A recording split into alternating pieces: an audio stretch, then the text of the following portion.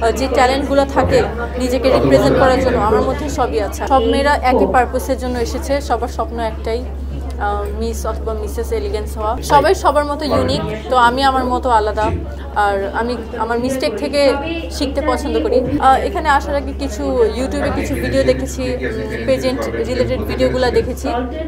এই তো ভেতরের সৌন্দর্য আর বাহিরের সৌন্দর্য তো আছেই, তাছাড়া যে ট্যালেন্টগুলো থাকে নিজেকে রিপ্রেজেন্ট করার জন্য আমার মধ্যে সবই আছে। আই থিঙ্ক মিসেসরা এগিয়ে আছে, কারণ তারা এত বাধা বিপত্তি পেরিয়ে কম্পিটিশনে এসেছে আর নিজেদেরকে এত সুন্দরভাবে প্রেজেন্ট করেছে। আর তাদের অভিজ্ঞতা বেশি, তাদের মধ্যে ইনসাইড এ ফায়ার বেশি, কিছু করার সেই তীব্র আকাঙ্ক্ষা বেশি।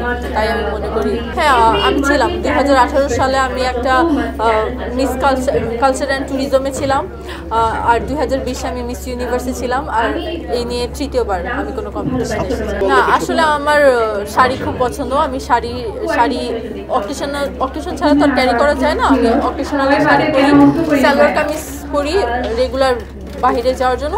আর যখন কাজের ক্ষেত্রে বা কোথাও ঘুরতে গেলে তখন ওয়েস্টার্ন পরি।